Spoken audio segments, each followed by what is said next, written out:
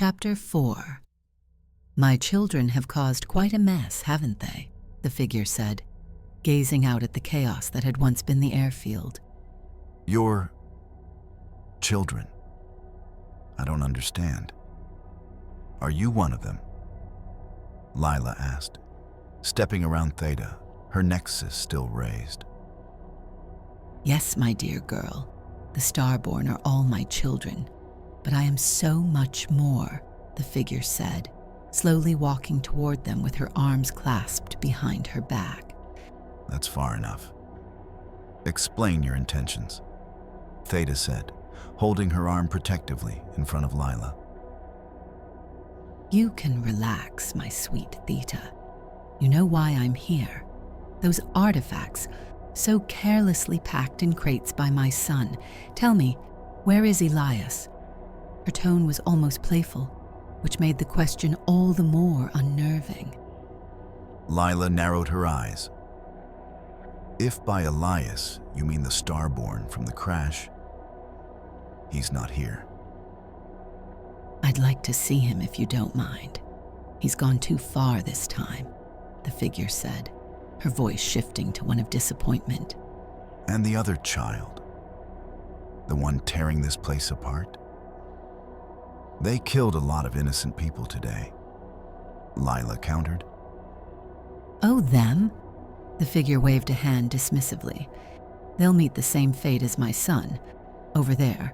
Oh, she paused, tilting her head slightly. I hear him coming around now. She turned sharply, extended her left arm, and summoned an ethereal, glowing purple bow. Her right hand pulled back against empty air, forming a radiant arrow of pure energy. She tracked the incoming black ship with inhuman precision. A heartbeat later, she released it. The arrow streaked through the sky like a beam of light, piercing the ship's fuselage. The explosion that followed started as a searing red ball of flame, before it twisted into a toxic, pulsing violet bloom. I don't understand. Why did you... Lila began. Bring me my son and we'll talk. I'll connect the dots for you. The figure tilted her head slightly, her golden helmet gleaming. How does that sound, Lila? Tempting. But that sounds a little too easy, don't you think? Lila said, steeling herself and raising her nexus. Very well. Do as you wish, the figure replied, giggling softly as she turned toward the airfield. Lila slowly pressed the push-to-talk on her chest and clicked it twice. Quietly, she said, "Get a squad to the containment zone. Contact the chief." When she looked back up, the figure was gone. A cloud of purple haze sparkled in the air. Where did she... Lila felt a sudden presence behind her. As she turned, she froze mid-motion. The figure now stood directly behind her, holding her still. Calm yourself, sweet girl. No need to be so jumpy. You have a strong will. Maybe I'll keep you. The figure mused aloud, turning her head toward Theta. Lila struggled, but the woman's arms didn't budge. At 5'10", Lila wasn't small, but this woman stood at least a foot taller. Such speed and strength. What is she? Lila thought, eyes locked on the golden visor. You will certainly not, Theta said, stepping forward. Suddenly, in a flash, the figure vanished again. Freed, Lila backed toward Theta. The two now stood back to back. What do we do, Lila? Theta asked, ready for anything. A cloud of purple energy materialized before them. Small motes of light swirled and shimmered in the air. What did you see, child? What did you feel? I know you touched those artifacts, the figure said, stepping through the haze, reaching toward Theta's face. Don't touch me, Theta snapped, swatting the hand away. I won't be answering any questions until you answer ours. The figure chuckled and turned. So touchy. My apologies, Theta, but you are different now. The shackles that once bound your soul, they're gone. My shackles? Theta pondered. I won't let her take you, Lila, Theta said, scanning the area. Her sensors were sharper than ever. What's happening to me? Why can I feel the rain and wind now? What is this feeling? None of it computed. There were no subroutines for feeling rain. Don't worry, Theta. I think she's just toying with us, showing her power, telling us where we stand. Lila replied, weapon still raised. A subtle crackle, like a whisper in the storm, signaled the figure's return. She appeared again, now standing at the airfield entrance, her back to them. Lila, it's Lockwood. Comms check, came the voice through her headset. Pressing the push to talk, she replied, I read you Lima Charlie, Chief. Good. We've been trying to reach you in the tower for the past 30 minutes. We're en route with a platoon of Marines and a medical ship. Elias is on board. We're keeping him sedated until we can move him to a secure location. What's your status? Roger that, Chief. 2 black ships attacked the base. They were after the artifacts. We've suffered multiple Marine and civilian casualties. I took 1 ship down. The other was handled by someone else. We'll compare notes when you're on the ground.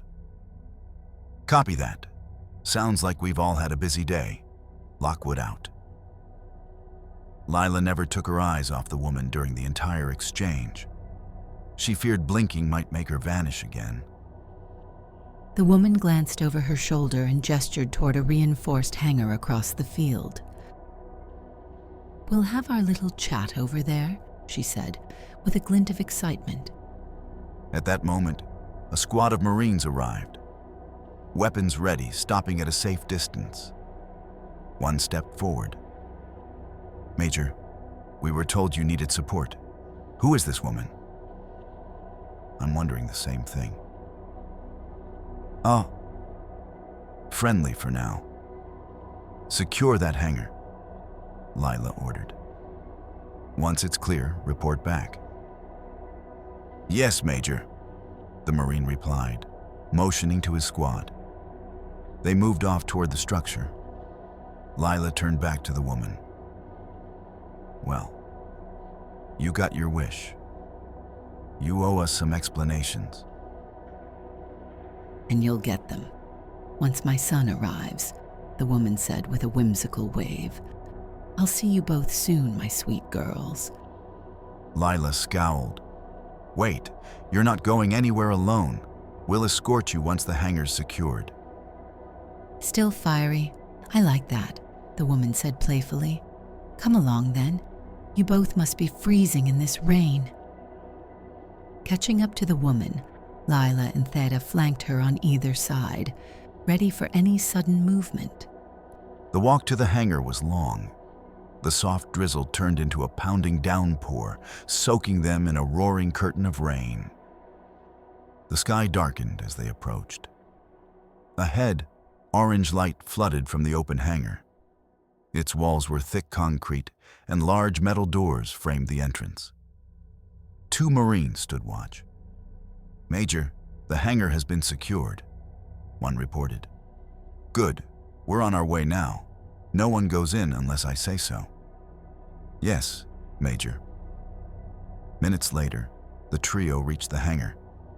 The orange light washed over them as they stepped inside. Crates and equipment had been pushed to the edges, leaving the center open. 4 Marines stood silently in the corners, eyes trained. I hope this meets your standards, Lila said, gesturing. We'll wait here for our guests.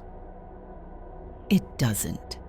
But oh well, the woman said with a shrug as she wandered in. The sound of rain faded behind them. Only their footsteps echoed. Theta remained close to Lila, watching the woman explore the space with idle curiosity. Major, a Marine called from the entrance. "The ships are coming in now." "Watch her. That means you too, Theta," Lila ordered. Without waiting for a reply, she stepped outside. Reaching into her chest rig, she pulled a red survival flare. Walking out into the heavy rain, she made her way to the center of the runway. She struck the flare and it screamed to life. A plume of red smoke lifted into the air. Lila's world lit up in a bright crimson light. Waving it left and right, Lila signaled the incoming ships. After a few moments, she tossed it aside and cleared the landing zone. 3 Samson gunships descended in a tight wedge, floodlights cutting pillars through the rain. Behind them, 2 larger transport vessels followed in formation. Denali Airfield, same time. Cockpit of Lockwood Samson. All call signs? Lockwood has lead. Pushing to target. Tighten up formation. Escorts, stay close to my shuttles. Lockwood ordered, tightening his grip on the controls. Rain peppered the glass so heavily it nearly drowned out the engine roar. The controls vibrated under his fingers as they pushed through turbulent clouds. Breaking through, he spotted the runway lights flickering below. Faint beacons amid smoke, fire, and darkness. Pockets of flame still danced across the tarmac, stubborn against the downpour. "Eve, prepare to engage landing gear," Lockwood said calmly. My God. What happened here? 2 Starborn did this?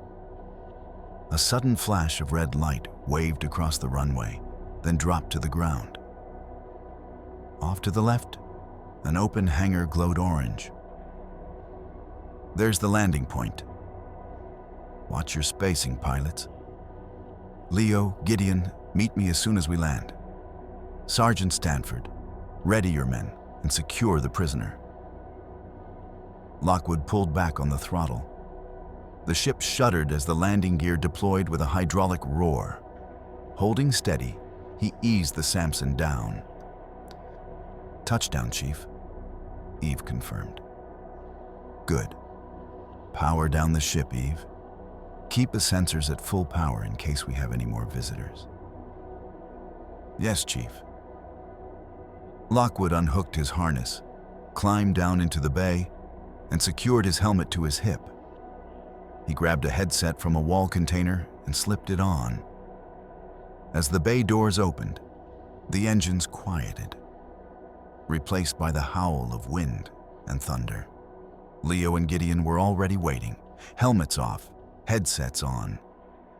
Leo's hair was soaked, falling out of a messy bun. "I guess we missed the party, Chief," Leo said, flashing a crooked grin. "So it seems. Let's find Stanford and head inside," Lockwood replied, stepping into the rain. The ship's floodlights lit the runway like a stage. Walking around his ship, Stanford stood with his men behind him. 4 Marines stood on each side of the gurney. Elias was still under, being monitored by a corpsman. "Sergeant, form up behind us. We're moving in," Lockwood said, nodding toward the hangar where Lila stood with her hands tucked in her sweatshirt pockets. As they approached, Lila stepped forward and held out her hand. "Been a hell of a day, Chief. Have your men bring the prisoner to the detention floor. Be on your guard. We don't know anything about this woman other than that she's powerful." Lockwood narrowed his eyes. "Noted." Lila gave Leo and Gideon a nod. "No more." "Hello to you too, Major," Leo thought, falling in behind the chief. Following Lila, the air was frigid and the rain deafening. Stepping into the hangar, the storm's roar became a distant hum. Only their footsteps echoed now. Lockwood scanned the wide space. 4 Marines stood silently in the corners. Theta stepped aside as they approached. In the center of the orange-lit room stood the woman, tall, poised, otherworldly. Her black bodysuit hugged a graceful form, battle-worn white armor adorning her frame. Small motes of purple light floated lazily around her. "Who is this you've brought to me, my sweet Lila?" the figure asked, turning to face them. "Have you brought my son?" "Yes and no," Lila replied. "He's here, but you don't get to see him. Not until we get some answers." Lila gestured to her squad to space out around the woman. "Very well. Go on then. Ask your burning questions," the woman said, tilting her head with playful curiosity. "Who are you? What are you?" Lockwood asked, arms crossed loosely. "What am I? Oh, I'm sure you already know. My children have a bad habit of oversharing," she said, clasping her hands behind her back and slowly walking toward them. "That's far enough," Theta said, stepping between her and the squad. "Fine, fine. Have it your way, sweet girl." "You're a starborn," Lockwood continued. "Like Elias and the two who attacked the base. Reports say Lila took down one and you the other. Care to explain?" "Plainly, yes. I am a starborn, but not like them. They are my children, so to speak. I was keeping tabs on the artifacts when Elias was attacked. I simply followed the trail here." "I see." Lockwood took a step forward. "So, if they're your children, why kill them?" "Because they are arrogant, prideful. They think they can do whatever they want with the gifts I gave them. Their older siblings, the twins, have clouded their minds. They're gallivanting across the stars chasing these artifacts.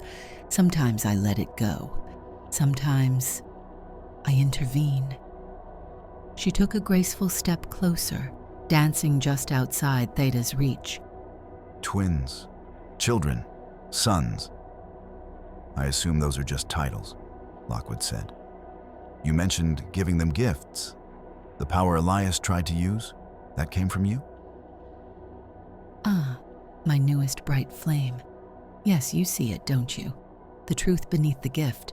What I gave them is watered down, a spark, just enough to make them feel special." She giggled softly. "I thought I was a bit crazy," Leo thought, raising an eyebrow at the others.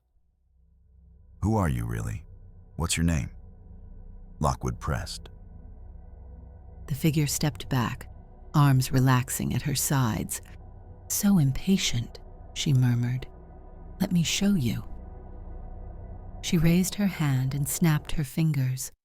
The world collapsed into blinding light and deafening sound.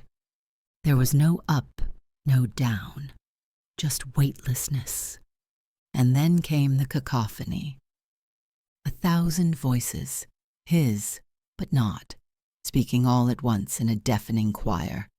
They echoed in alien tongues and old regrets. They sang his triumphs.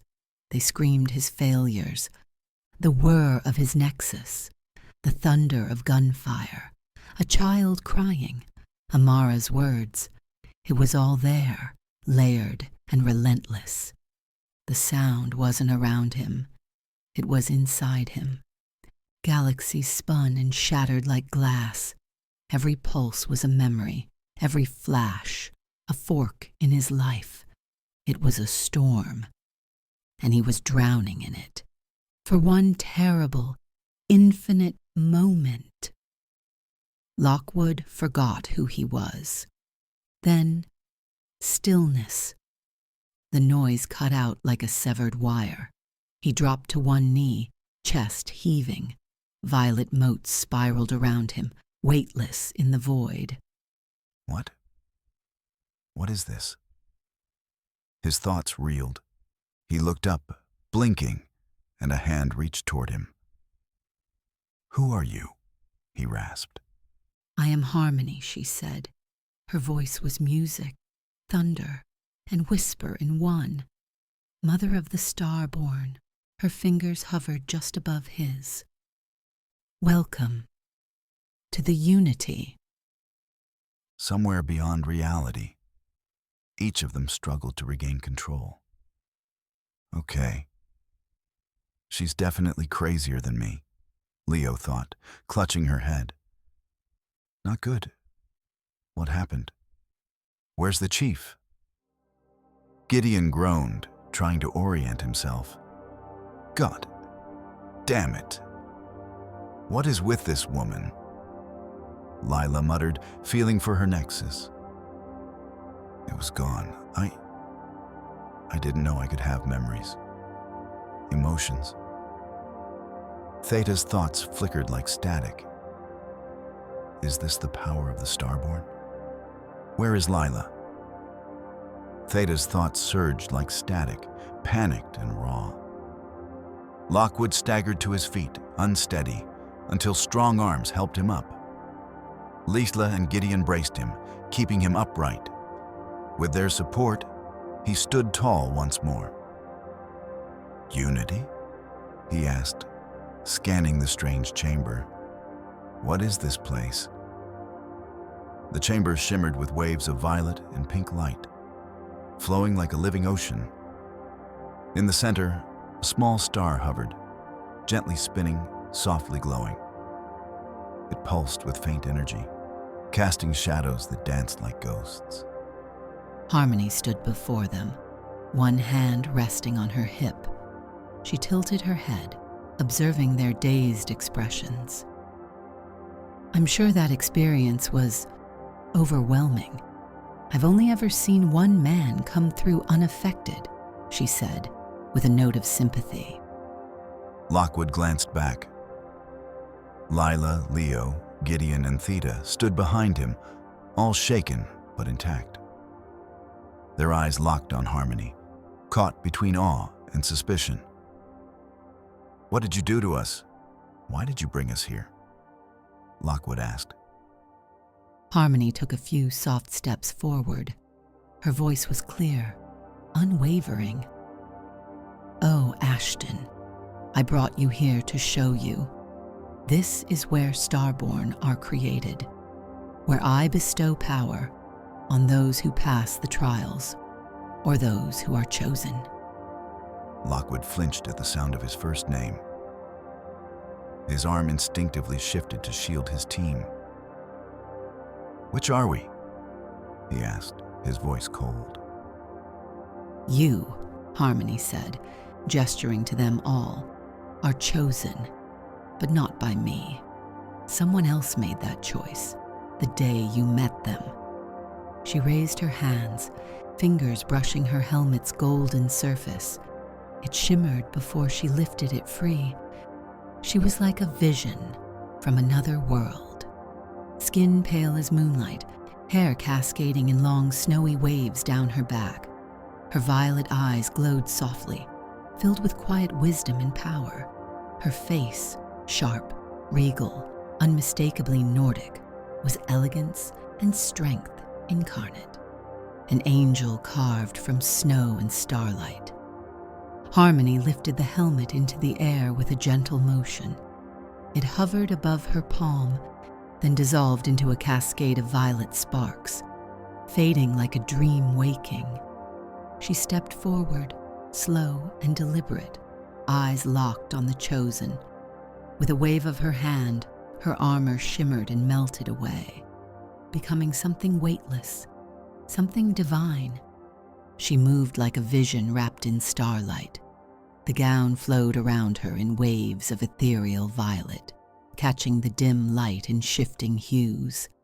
It clung to her form, dipping low in front and bearing the pale skin of her back, marked with fine, silvery scars, subtle and countless.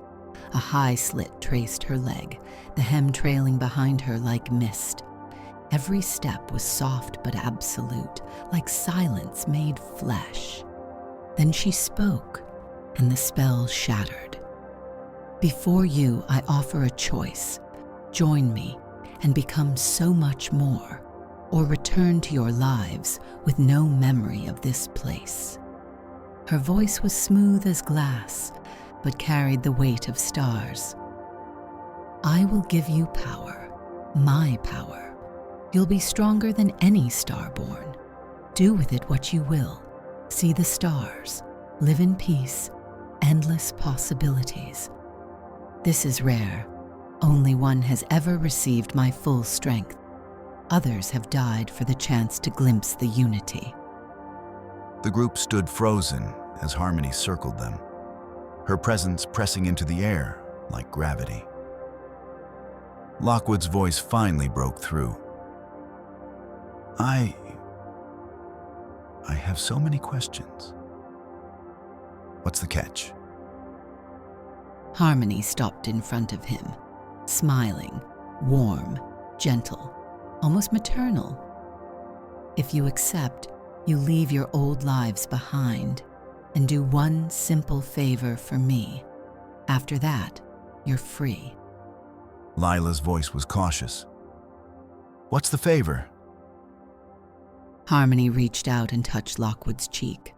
Her hand was cool, light as air. You'll wage war on my children. I want them to remember that what is given can be taken away. She turned, walking past them, the gown whispering across the ethereal ground. Over her shoulder, her voice grew colder, measured and sharp. Find the twins. They've poisoned their siblings with violence and pride. Her violet eyes had turned to frost. Gideon leaned toward Lockwood, voice low. What should we do, Chief? Lockwood didn't answer right away. He looked at each of them. Lila, Gideon, Leo, Theta. I don't think this is a decision I can make for you. You're right, it isn't. Allow me to give you more insight into this life I offer, Harmony said. Raising her hand, she snapped her fingers once more. The world folded inward in a burst of light, but this time it was gentle, like a breeze at dawn.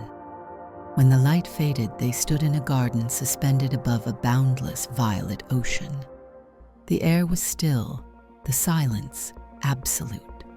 Silver-white trees curved overhead, their crystalline leaves shimmering like starlight. At the garden's edge, a half-circle of ivory chairs faced the sea. Faint purple light pulsed within the cracks, like veins of quiet power running through the stone.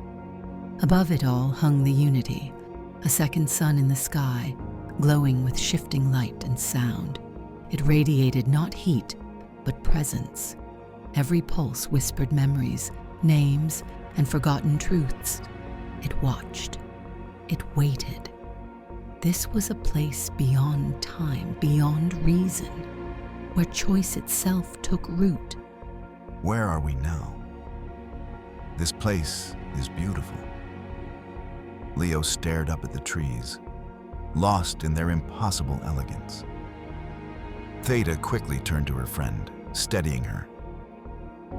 Lila, are you okay? I'm fine, Theta. Thank you. Leela said, blinking as her eyes adjusted to the light. Surrounded by otherworldly beauty, Lockwood kept his focus locked on Harmony. Where did you take us? He demanded, regaining composure. This is my garden, dear Ashton. I thought a change of scenery might help put you at ease. Come, all of you. Sit. We can talk. Cautiously, they approached the chairs. As they glanced at Lockwood for approval, he gave a small nod, and each took a seat. Even if we wanted to fight, we wouldn't stand a chance, Leo thought. Such power. It is impressive, isn't it, Leo? Harmony said with a knowing smile. Nervously, Leo replied, Yes. This is a beautiful garden. Of course she can do that. Lockwood took the center seat, with Leo and Gideon to his right, and Lila and Theta to his left. With a wave of her hand, Harmony summoned her own chair, slightly larger, more ornate. She ran her fingers down the back of her gown and sat gracefully. She looked at each of them in turn. Lockwood, focused, arms resting, his right hand covering his mouth. Gideon, analytical, leaning forward, hands clasped. Lila, wary, upright, professional. Leo, eager, her left leg subtly bouncing. Theta, awkward in her robotic body, but eyes locked on Harmony. Below, the ocean rippled, as if listening. The Unity pulsed, faint like a heartbeat in the sky. Harmony smiled. "Let me tell you about my children and how they came to be. My children, the Starborn, were never meant to be soldiers. They were meant to be seekers. Those who pass through the Unity and return are changed, their bodies enhanced, their minds sharpened. They become more than what they were, but not always better." She stood slowly, walking among them as the violet ocean stirred below. To reach that power, one must find the artifacts, scattered echoes of the Unity itself. Each one draws you closer. They test you, break you, and those who gather them all, they step beyond this universe. They are reborn. She paused, her gaze drifting.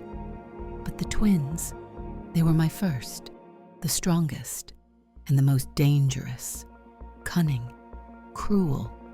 It was they who twisted the others, who turned this search into a war of ambition. Her voice darkened. The hunter is the shadow that follows, ruthless, efficient. He believes the Unity is a weapon, and that only the strong deserve to wield it.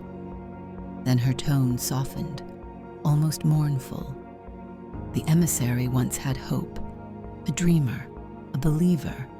Now they're just a voice reciting forgotten orders in a choir no one hears. She turned back to the group, her face grave. "This is not a game of gods. It is a tragedy written in starlight, and I need you to change its ending. My children have become a plague. They've forgotten who they are. Some still seek peace, but their kin silence them. Power is now their only truth." Looking toward the horizon, she added quietly, "If only my other half were here, maybe things would have ended differently. Then again, he's the reason you're all here." She faced them, her eyes filled with sorrow. To cross the Unity is to leave your world behind, your families, your friends. That is the price of immortality, of power. I know what I ask. I know what you'll give up. I've seen you all before, in different forms, in different skies. Warriors, politicians, beggars, explorers, always reaching, always searching. Perhaps this time, you'll choose differently. Silence fell, thick, reverent. Below, the violet ocean stirred. The crystalline trees swayed in an unseen wind. Gideon was the first to speak, voice steady. "What if we say no? What happens to us?" Harmony looked at him gently. "Then you'll return to your world. You'll remember none of this. The artifacts will vanish. It will be as if this day never happened." Leo stepped forward, unable to hide her curiosity. "And if we say yes? What kind of power would we get? You said it wouldn't be like the other Starborn." Harmony remained calm. "The power you would receive is the same I wield, the full force of Unity and control of the void." She rose as her chair dissolved into motes of starlight. The others stood as well, unease written in their postures. Harmony raised her right hand. From the void bloomed an arrow, woven from starlight and silence. She knocked it against an invisible bowstring and released. The arrow streaked across the heavens, splitting the sky. Then, impact. A searing sphere of crimson erupted, only to twist in on itself, folding into a roiling violet bloom. It pulsed with poison and paracausal force. The sky trembled. Then stillness. This is the full power of unity and the weight that comes with it. She turned to face them. Does that answer your question? Yes, Leo whispered, wonder in her eyes. Lockwood slowly sat again, absorbing everything. The others turned to him. What are you thinking, Chief? Gideon looked toward Lockwood, unease creasing his brow. Eternal life. War. Leaving our universe behind. I almost can't believe what I'm hearing. Leo glanced from the sky to Harmony to Lockwood. I don't know what I want anymore.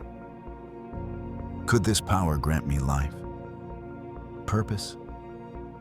Theta's processors surged. Can I be more? Lila leaned on the backrest of her seat, her gaze distant.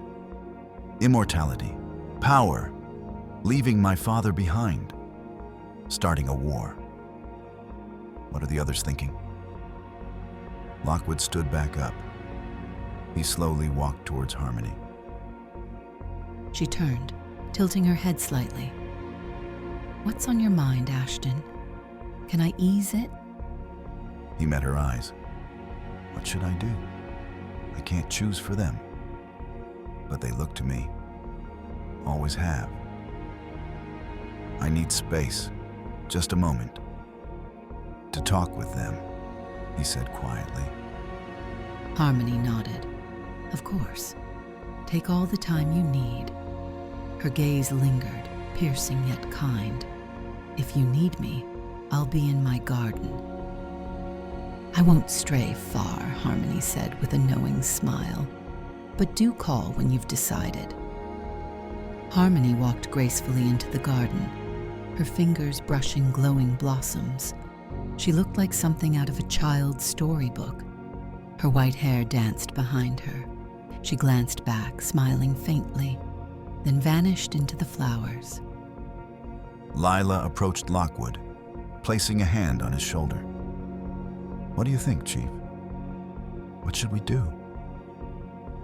Lockwood stepped a few paces away, then turned to face them. I don't know what we should do. But as crazy as it sounds, I believe her.